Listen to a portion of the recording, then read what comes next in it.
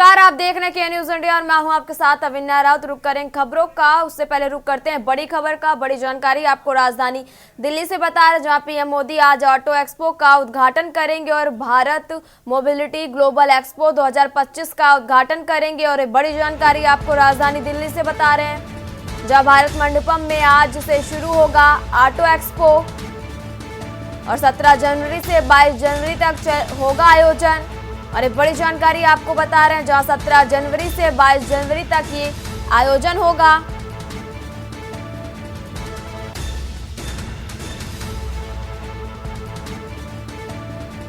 और auto expo में 100 से ज्यादा नए मॉडल पेश होंगे। और एक बड़ी जानकारी आपको बता रहे हैं, देश व दुनिया की 100 से ज्यादा कंपनियां होंगी शामिल। और ऑटो एक्सपो में इलेक्ट्रिक वाहनों पर खास फोकस रहेगा।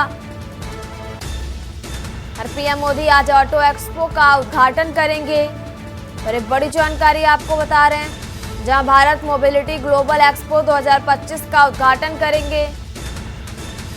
और भारत मंडपम में आज से शुरू होगा ऑटो एक्सपो। 17 जनवरी से 22 जनवरी तक ये आयोजन चलेगा।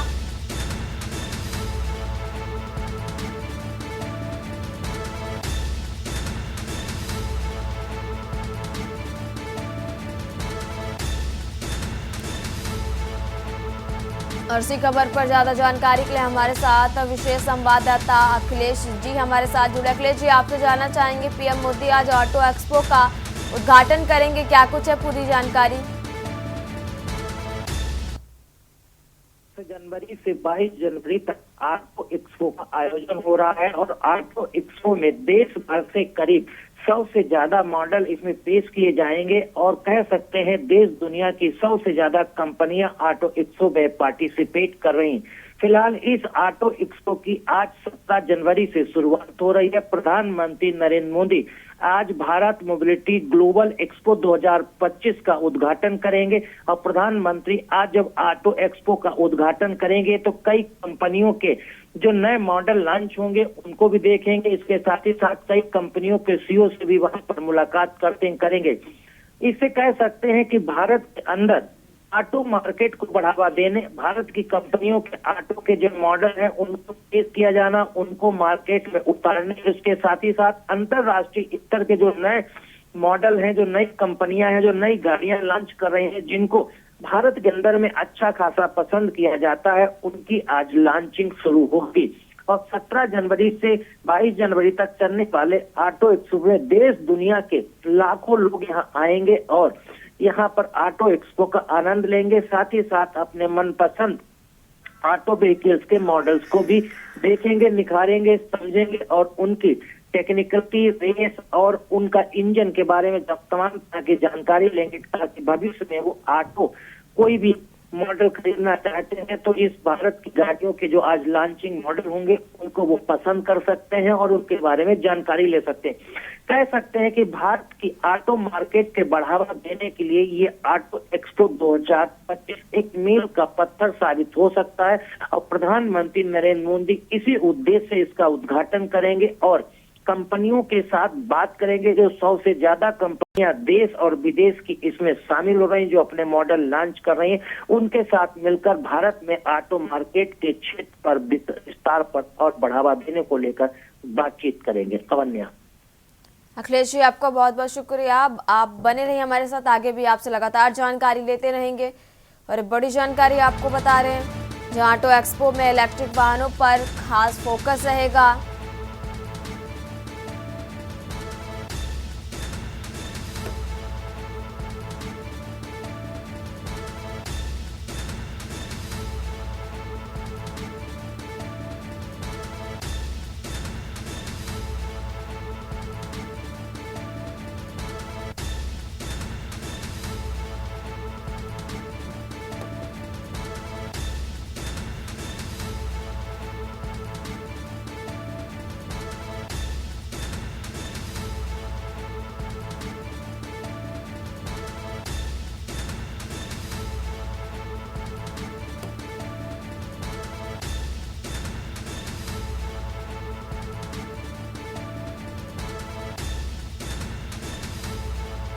और पीएम मोदी आज ऑटो एक्सपो का उद्घाटन करेंगे। भारत मोबिलिटी ग्लोबल एक्सपो 2025 का करेंगे उद्घाटन। और भारत मंडपम में आज से शुरू होगा ऑटो एक्सपो। बड़ी जानकारी आपको बता रहे हैं, जहां 17 जनवरी से 22 जनवरी तक ये आयोजन होगा।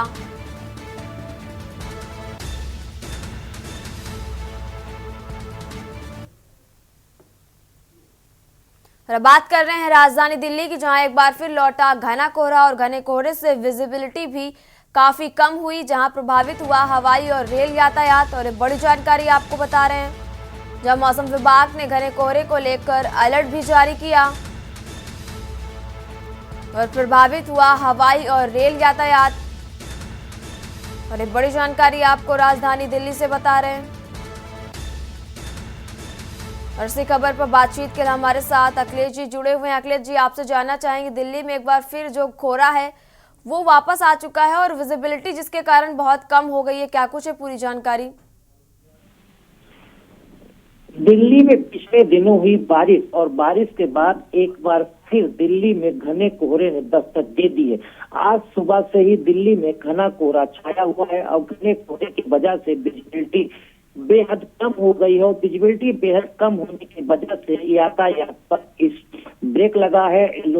सड़क पर वाहनों की स्पीडें कम हुई है, हवाई उड़ानें प्रभावित हुई है। ये कह सकते हैं कि सड़क, रेल और हवाई सभी यातायात प्रभावित हुए हैं। उड़ानें लेट चल रही हैं, विजिबिलिटी कम होने की बजाय उड़ानें कैंसिल हो रही हैं। उड़ानों में देरी के वजह से वहां के यात्री हैं वो परेशान हो रहे हैं। वे दिल्ली आने वाली ज्यादातर ट्रेनें कोहरे के कारण लेट चल रही हैं। कल का अगर बात किया जाए और आज तक बात किया जाए, कल करीब 2 दर्जन से ज्यादा ट्रेनें लेट चल रही थी और आज भी उनकी संख्या में इजाफा हुआ है। करीब 2 दर्जन से अधिक ट्रेनें दिल्ली आने वाली स्टेशन पर लेट आ रही हैं। वो सभी के सभी घने कोहरे से प्रभावित है। वहीं अगर दिल्ली एनसीआर में देखा जाए तो सड़क यातायात की स्पीड पर ब्रेक लगा है। वाहन अपनी हेडलाइट्स और इंडिकेटर जलाकर धीरे धीरे रोडों पर चल रहे हैं। घने कोहरे के वजह से स्पीड वाहनों की नहीं हो पा रही है। तो इस वजह से देखा जा सकता है कि दिल्ली में लगातार रुक रुक के 1-2 दिन के बाद बारिश भी हो रही है। बारिश के बाद मौसम साफ होने की उम्मीद बताई जा रही थी, लेकिन मौसम विभाग की तरफ से अलर्ट जारी किया गया। अगले कई दिनों तक इसी तरह से मौसम खराब रहेगा और घना कोहरा दिल्ली एनसीआर में छाया रहेगा। इससे रेल, सड़क और हवाई यातायात प्रभावित रहेगा। अवन्या। अखिलेश जी, आपका बहुत बहुत शुक्रिया तमाम जानकारी हमारे साथ साझा करने के लिए। और एक बड़ी जानकारी आपको बता रहे, जहां एक बार फिर लौटा घना कोहरा और घने कोहरे से विजिबिलिटी भी काफी कम हो गई और प्रभावित हुआ हवाई और रेल यातायात।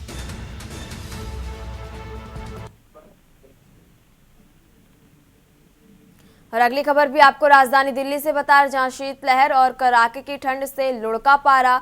और दिल्ली में समेत उत्तर भारत में कड़ाके की ठंड लगातार जारी है और मौसम विभाग ने तापमान के जारी किए हैं आंकड़े। और एक बड़ी जानकारी आपको बता रहे हैं, जहां मौसम विभाग ने तापमान के आंकड़े जारी किए हैं। न्यूनतम तापमान 8 डिग्री सेल्सियस रहने की उम्मीद और शीतलहर और कड़ाके की ठंड से लुढ़का पारा। और एक बड़ी जानकारी आपको बता रहे हैं, जहां दिल्ली में समेत उत्तर भारत में कड़ाके की ठंड है वो लगातार जारी है और मौसम विभाग ने तापमान के आंकड़े भी जारी किए और न्यूनतम तापमान 8 डिग्री सेल्सियस रहने की उम्मीद लगाई जा रही और शीतलहर और कड़ाके की ठंड से पारा है वो कम हो गया और दिल्ली में समेत उत्तर भारत में कड़ाके की जो ठंड है वो लगातार जारी है।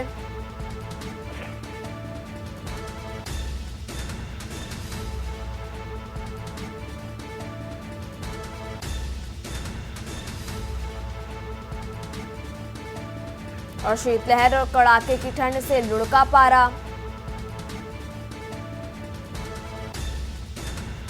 और दिल्ली समेत उत्तर भारत में कड़ाके की जो ठंड है वो लगातार जारी है और मौसम विभाग ने तापमान के आंकड़े भी जारी किए और न्यूनतम तापमान 8 डिग्री सेल्सियस रहने की उम्मीद।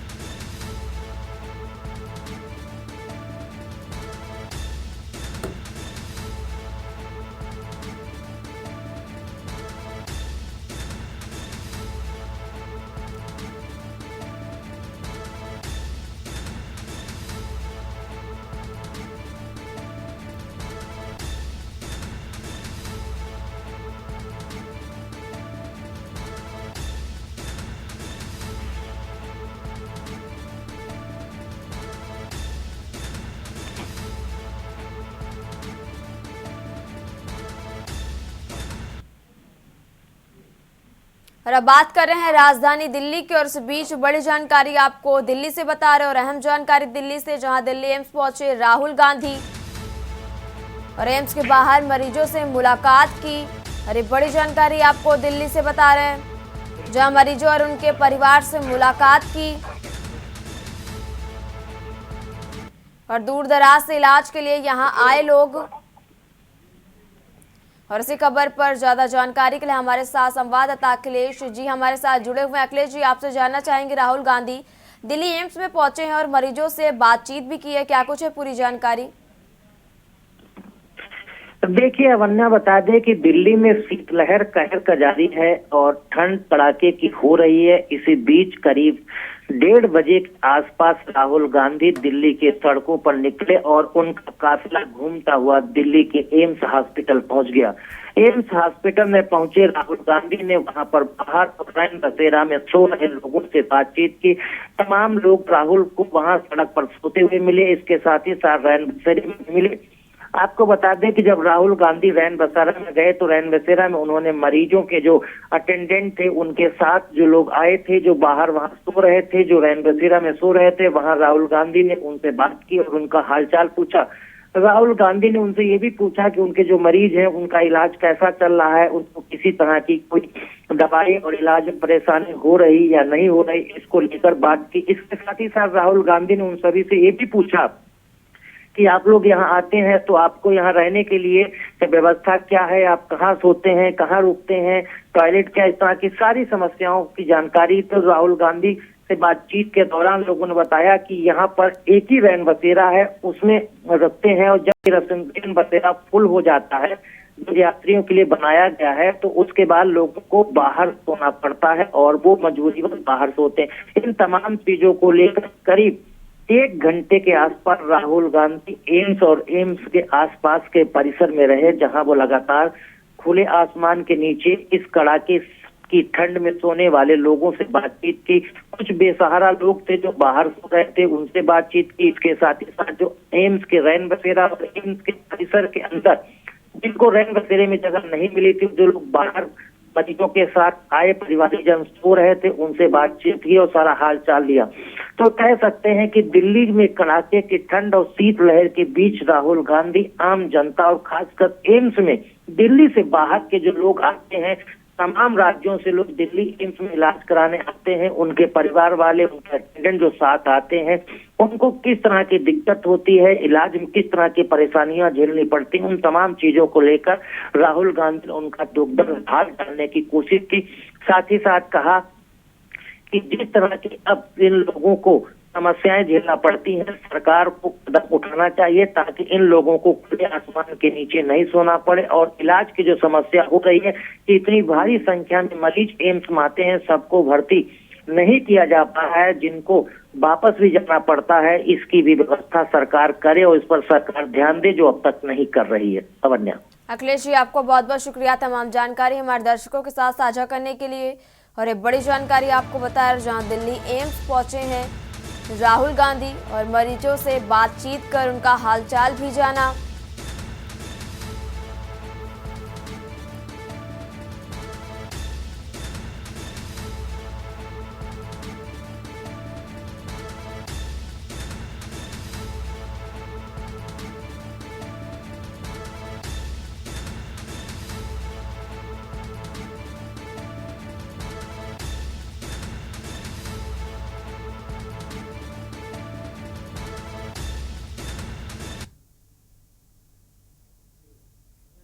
हर बात कर रहे हैं राजधानी लखनऊ की, जहां यूपी में 31 आईएएस के ट्रांसफर किए गए और 14 जिलों के बदले गए डीएम। और एक बड़ी जानकारी आपको बता रहे हैं, जहां 14 जिलों के डीएम को बदला गया। वहीं ऋषिकेश भास्कर यशोद मंडलायुक्त मेरठ बने और शैलेंद्र कुमार सिंह मंडलायुक्त आगरा बनाए गए। और एक बड़ी जानकारी आपको बता रहे हैं, जहां चंद्र प्रकाश सिंह जिलाधिकारी मथुरा बनाए गए, ऋतु जिलाधिकारी बुलंदशहर बनाई गई और संगीता सिंह मंडलायुक्त अलीगढ़ बनाई गई। और सूर्यपाल गंगवार मुख्यमंत्री के सचिव बनाए गए। और एक बड़ी जानकारी आपको बताया, जहां विशाख जी डीएम लखनऊ बनाए गए और संजीव रंजन जिलाधिकारी अलीगढ़ बनाए गए और शिव सहाय अवस्थी डीएम प्रतापगढ़ बने। वहीं जसजीत कौर जिलाधिकारी बिजनौर बनाई गई और राकेश कुमार सिंह सचिव मुख्यमंत्री बनाए गए।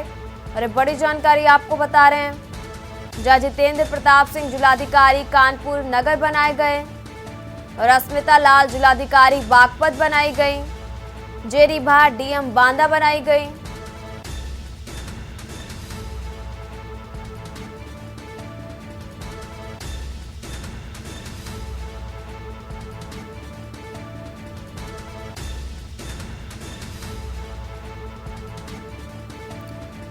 और अस्मिता लाल जिलाधिकारी बागपत बनाई गई। और ये बड़ी जानकारी आपको बता रहे हैं, जहां जेरी भाट डीएम बांदा बनाई गई और इंद्र विक्रम सिंह सचिव कृषि विभाग बनाए गए और दीपक मीणा डीएम गाजियाबाद बनाए गए और विजय कुमार सिंह डीएम मेरठ बनाए गए। और ये बड़ी जानकारी आपको बता रहे हैं, जहां आशुतोष कुमार द्विवेदी डीएम फर्रुखाबाद बनाए गए। और बड़ी जानकारी आपको बता रहे हैं, जहां सत्येंद्र कुमार विशेष सचिव मुख्यमंत्री बनाए गए और शशांक त्रिपाठी डीएम बाराबंकी बनाए गए और कुमार हर्ष डीएम सुल्तानपुर बनाए गए।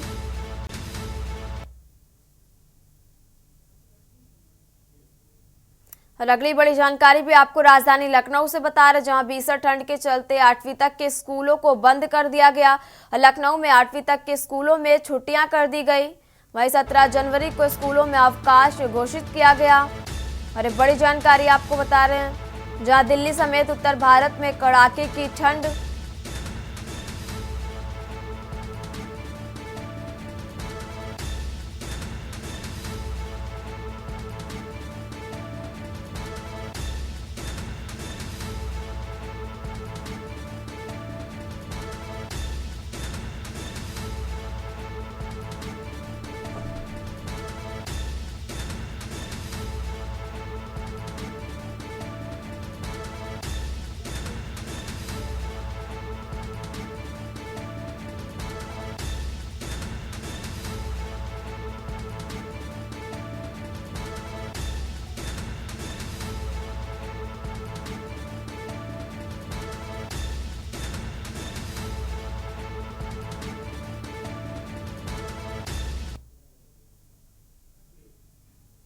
और अब बात कर रहे हैं उत्तर प्रदेश के सहारनपुर की, जहां दर्दनाक सड़क हादसे में 2 लोगों की मौत हो गई और बड़ी जानकारी आपको सहारनपुर से बता रहे हैं, जहां दो बाइकों की आमने सामने हुई भिड़ंत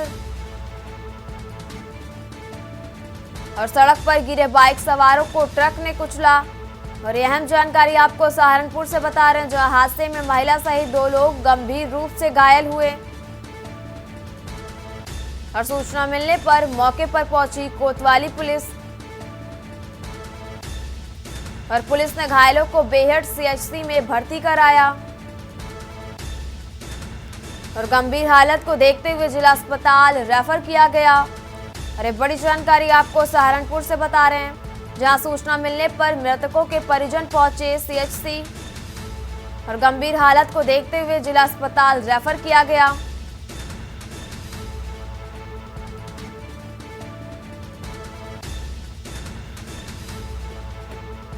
और हादसे के बाद मृतकों के परिजनों में कोहराम मचा और बेहट के गांव संसारपुर के पास देर रात यह हादसा हुआ, जहां दर्दनाक सड़क हादसे में 2 लोगों की मौत हो गई और 2 बाइकों की आमने सामने हुई भिड़ंत।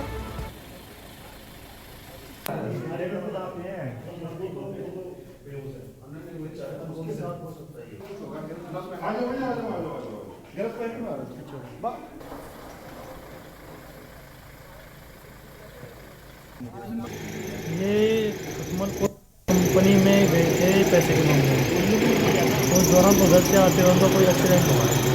कितने लोग हैं? ये 2 है, हस्बैंड और वाइफ दोनों हैं। क्या नाम है? हस्बैंड जो है उनका नाम अनिल कुमार है और उनकी जो पत्नी है उनका नाम पूनम है। लेकिन ये 4 लोग हैं।